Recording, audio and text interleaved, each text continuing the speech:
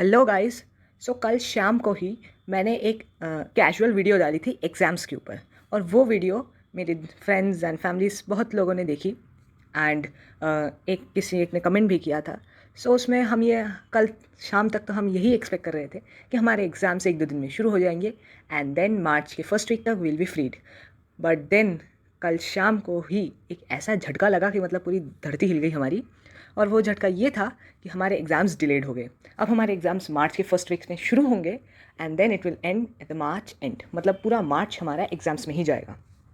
इसलिए अब ये वीडियो मैं बना रहा हूँ जो डिसाइडेड था ग्रुप डिस्कशन में कि अब ये वीडियो मार्च में आएगी। तो अब मैं एक वीडियो और डाल दूंगा जिसमें मैं आपको जो वीडियो सीक्वेंस है एग्ज़ाम्स स्टार्ट होने से पहले उसको अच्छे से बताऊंगा। साथ ही साथ क्रिएटिव रिफ्लेक्शन और क्रिएटिव एरा शॉर्ट्स की जो बुक रिव्यू वीडियो है वो भी मैं एक दो दिन में या मैक्सिमम वीक में डाल दूंगा। आज की वीडियो में हम मेरी book dimension series volume 1 chapter 2 Alex the struggling childhood करने वाले हैं। गाइस, किस बात की देरी है, चलिए शुरू करते हैं। बेसिकली एडम कि जो फर्स्ट चैप्टर था यानी एडम द किल एज, उसमें हमने देखा एडम की बिगनिंग को। वहाँ पे हमने उसके चाइल्डहुड को और उसके फर्स्ट मिशन को, एक मिशन नहीं बेसिकली बट उसके फर्स्ट रिवेंज को हमने सबसे पहली बार देखा। और उसमें हमें ये पता चला कि वो कितना फ्यूरियस था अगर उसको किसी भी उसके फैमिली या किसी भी मेम्बर को हानि पहुँचाया जाए। और उस चैप्टर में तो उसके माता पिता को मार ही दिया गया था। अब उस चैप्टर की बातें में हम नहीं करेंगे। अब हम आ जाते हैं हमारे second chapter Alex struggling childhood पे। बेसिकली ये कहानी सेटअप है 1950 में, यानी इस टाइम पे एडम 8 साल का था और एलेक्स ये वही बच्चा है जिसके बारे में मैंने चैप्टर 1 एडम के फर्स्ट चैप्टर में इसमें मेंशन भी हुआ था, जब वो अपने बुआ के मतलब बेसिकली अपने भाई को देखने गया था जब उसका जन्म हुआ था। तो एलेक्स वहाँ पे था और एडम ने प्रे किया था कि एलेक्स ठीक हो जाए। ये 1950 में सेटअप है और ओजर्ड और ऑस्का इसके दो बेसिक टाउन्स हैं। ओजर्ड में ये कहानी शुरू होती है जहाँ पे एलेक्स की माँ लीला वॉटसन प्रेग्नेंट थी और वो अब दर्द से रो रही थी। तभी उसके आसपास के लोगों ने उसे बचाया और उसे हॉस्पिटल ले गए। उसके जो हस्बैंड है यानी गैरी वॉटसन, वो कहीं और काम पे थे, इसलिए जब तक वो आए तब तक ऑपरेशन शुरू हो गया था। और गैरी एक बहुत ही कम कमाने वाला आदमी था। वो बहुत गरीब थे और इसलिए वो बहुत मुश्किल से एक वक्त की रोटी मिलती थी उनको। और जैसे ही डॉक्टर वापस आए उन्होंने ये तो खुशखबरी दी कि एक बेटा हुआ है बट वो बहुत वीक है। तो ये सुन के गैरी को बहुत ही दुख हुआ और खुशी भी हुई बेसिकली, बट क्या करें, ना इस बार का ना उस बार का। तो 10 दिन बाद डॉक्टर ने बोला कि अब बेटा ठीक है तुम्हारा। और जब गैरी अब सीढ़ियों से चढ़ रहा था तभी वो स्लिप कर गया और वो 8वीं मंजिल से गिर गया। 8वीं मंजिल से गिरने के कारण उसके बहुत ब्लड लॉस हुआ and then he died. But मरने से पहले उसने अपने पास एक ब्रेसलेट था जो लीला ने उसे गिफ्ट किया था उनकी, जिस दिन लीला ने गिफ्ट किया था उसे जिस दिन उसने उसे प्रपोज किया था। वो ब्रेसलेट उसने उसे अपने बेटे को दे दिया और अपने बेटे का नामकरण करते दिया एलेक्स वॉटसन, और then he was dead. Gary एक बहुत ही यंग आदमी था, 28 ईयर्स ही थी, बट अब मर गया तो मर गया, कुछ नहीं कर सकते हम लोग। लीला को ये बात पता नहीं थी, बट जब पता चली, नेक्स्ट डे जब पता चली तो उसको बहुत दुख हुआ। बट इतने बड़े दुख में भी उसकी एक रिस्पॉन्सिबिलिटी थी, अपने बेटे को बस बड़ा करना। और उसी रिस्पॉन्सिबिलिटी को देखते हुए वो इस दुख को अंदर ही अंदर सहते हुए हॉस्पिटल से जा रही थी। और तभी उसको ये पता चला कि उसके हस्बैंड ने अभी तक बिल नहीं पे किया है। बिल को देखते ही उसके सर चकरा गया। और क्योंकि वो अनपढ़ थी, उसने कुछ बहुत पढ़ा नहीं था, इसलिए उसको ये बैंक वैंक इन सब चीज़ों के बारे में बहुत कुछ नहीं पता था। उसको कुछ भी नहीं पता था कि कैसे पेमेंट होगा। That's why she ran away. और वो दौड़ती गई और जब तक वो दौड़ी तब तक वो ऑस्का और ओजर्ड की बाउंड्री पे आ गई और बाउंड्री पे वो बेहोश हो गई। तो ऑस्का के साइड से एक औरत रीटा विल आ रही थी। अब रीटा विल एक कोई आम औरत नहीं थी, कोई आम औरत जैसा एक आम आदमी होता है वैसा नहीं थी। वो एक चाइल्ड ट्रैफिकिंग की एक बड़ी कंटेंडर थी। उसने पता नहीं कितने बच्चों को इंडिया से हंगरी ले आई है, हंगरी से India, not only India but जितने भी साउथ ईस्ट कंट्रीज़ हैं, south not west majorly, but जितने भी साउथ ईस्ट कंट्रीज़ हैं वहाँ पे उसने बहुत बेगिंग का, उसका एक बहुत बड़ा बिजनेस है चाइल्ड ट्रैफिकिंग का। उसने जैसे ही बच्चा देखा, अब बच्चे से उसकी जीभ लपलपाने लगी और उसने उसे एलेक्स को उठा लिया और उसने लीला को बाउंड्री की उस तरफ धकेल दिया, ओजेड की तरफ धकेल दिया और वो ऑस्का की तरफ भाग गई अपने बेस पे।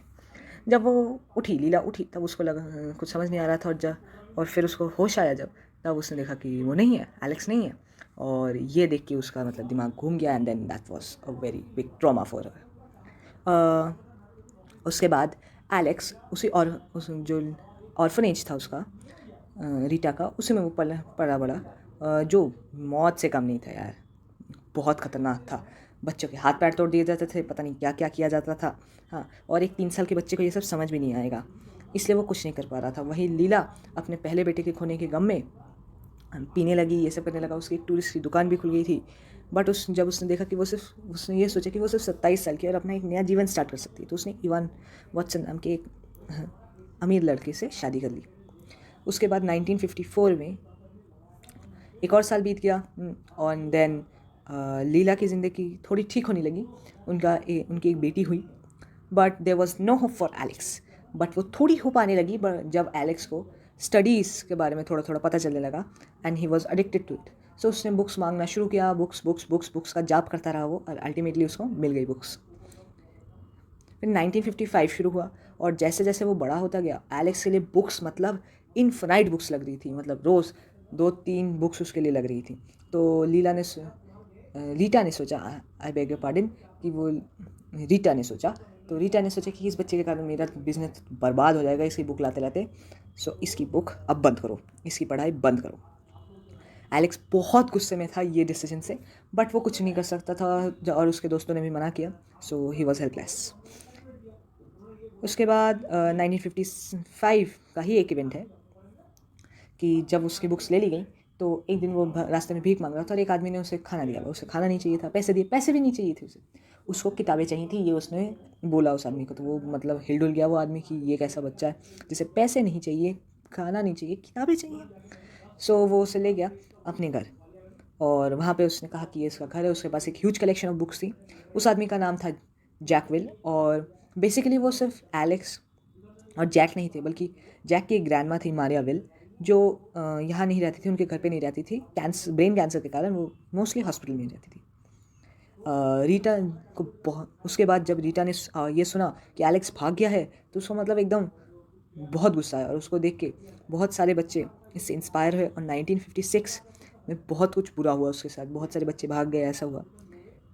वहीं एलेक्स बहुत खुश था अपनी ज़िंदगी में, उसे अच्छा खाना मिल रहा था, अच्छी किताबें, दोस्त, और क्या चाहिए था उसे। और जैक तो मतलब तारे ज़मीन पे था। क्या कह रहा हूँ, चलो छोड़ो, हाँ, ज़मीन तारे, लिव इट। हाँ, क्योंकि उसके पास एक गर्लफ्रेंड आ गई थी, स्नेहा राइट था उसका नाम। सो ऐसे करते करते 2 साल और बीत गए। हाँ, और फिर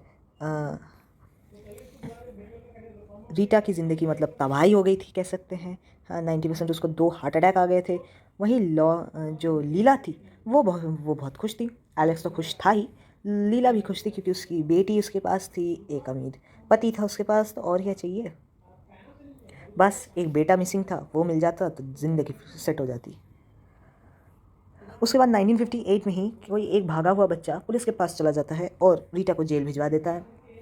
उसी दौरान रीटा को जेल के टाइम स्पैन के दौरान रीटा को हार्ट अटैक भी आता है, और वो पहला नहीं, सेकंड हार्ट अटैक आता है जीवन का। उसके बाद रीटा का बेटा कहता है कि माँ आप मेरे साथ चलिए। हाँ, उसके बाद जैसे ही रीटा का टाइम स्पैन ख़त्म हो जाता है जेल में, 1959 में ख़त्म हो जाता है उसका टाइम। उसके बाद जैक और एलेक्स को बहुत दुख होता है। हमें ये पता चलता है कि मारिया मर चुकी है, जो जैक की दादी थी, और एलेक्स भी उन्हें दादी से ही बहुत बहुत ज़्यादा बड़ा दर्जा देता था। He loved him a lot, so दोनों ही बहुत दुखी थे। और फिर जैक ने बोला कि उसकी माँ अब उनके साथ रहने वाली है, और जैसे ही माँ की एंट्री हुई, जैसे विलेन की एंट्री हो गई, ऐसा लगा एलेक्स को, क्योंकि वो माँ और कोई नहीं, रीटा थी, और रीटा ने एलेक्स को घर से धक्के मार के निकाल दिया। फिर एलेक्स जैसे सोचा कि उसकी जैसी ज़िंदगी थी वो वैसे ही बिताएगा, ऑर्फनेज में रहेगा, वैसी टाइप की ज़िंदगी। बट वहाँ एक ट्विस्ट आया। उसके पास जो गोल्ड ब्रेसलेट था वो रीटा को लगा था कि फेक है। एक छोटे से बच्चे के हाथ में इतना बड़ा महंगा गोल्ड ब्रेसलेट कैसे आ सकता है। बड़े बच्चों ने छुपा के रखा था जब तक एलेक्स उसे खुद प्रोटेक्ट नहीं कर सकता था। और जब एलेक्स को बाद में मिला, तो उसने जब देखा कि इसमें 2 नाम लिखे हैं, और वो 2 नाम मैच कर गए सामने जो लिखा था उसके ब्रेसलेट में लिखा था गैरी लव्स लीला, और उसके सामने एक दुकान थी और उसका नाम था लीला रटूस। तो वो दौड़ा दौड़ा गया और मदर चिल्लाया, और जैसे ही लीला ने उसे देखा तो वो उसे पहचान तो नहीं पाई, बट जैसे ही उसने उसे ब्रेसलेट दिखाया लीला को पता चल गया कि ये उसी का बेटा है। और ये देख के दोनों माँ बेटे एक दूसरे के गले लग गए। एंड इस पॉइंट के साथ चैप्टर ख़त्म होता है। सो बेसिक चैप्टर का समअप ये है कि कैसे एलेक्स के जीवन के पहले 9 साल बीते जहाँ उसने एक बहुत टफ टाइम देखा, साथ ही साथ एक छोटा सा गुड टाइम भी स्पेंड किया। So guys, thank you for watching. अगर आपने एडम द किलेज वाला चैप्टर नहीं देखा है सो प्लीज़ देख लो, डिस्क्रिप्शन पे और आई बटन पे मिल जाएगा। So thanks again, and next chapter जब मैं करूँगा तो वो वीडियो भी देख लेना। सो बाय बाय।